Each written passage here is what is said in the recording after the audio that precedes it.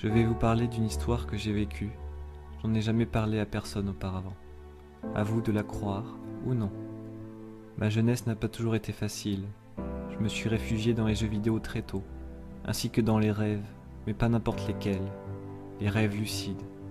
Prendre conscience que vous rêvez, c'est vivre une nouvelle histoire et incarner une autre vie. Ça ne vous rappelle rien?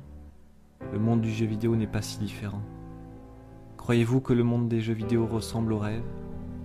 Pour moi, les jeux vidéo me permettent de fuir la réalité, où je ne suis qu'un pion parmi tant d'autres. Grâce au jeu, je peux incarner un héros dans un nouveau monde à découvrir, des personnages à qui on s'attache, des émotions et des sentiments intenses et forts que nous ne trouvons pas forcément dans cette réalité que nous partageons tous. Je vis la même chose, chaque nuit, dans mes rêves. À l'âge de 15 ans, je me suis perdu. Le monde du rêve était devenu ma réalité, et la réalité ressemblait à un cauchemar. Je me réveillais le matin en ne sachant plus dans quel monde je me situais. Je perdais la notion du temps, et mon esprit était entièrement tourné vers ces autres univers. J'étais devenu associable, je délaissais ma famille, mais surtout, je m'étais oublié.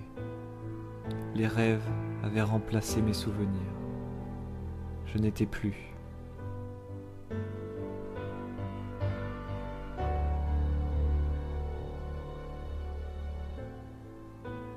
Lorsque la réalité se mit devant moi et que je ne pouvais plus fuir, je ne pensais qu'à repartir.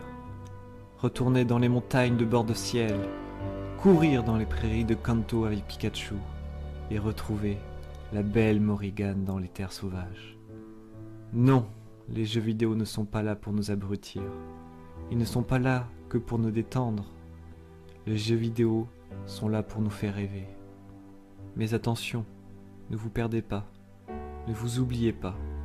Rappelez-vous qui vous êtes vraiment et d'où vous venez, car le rêve ne peut remplacer la réalité.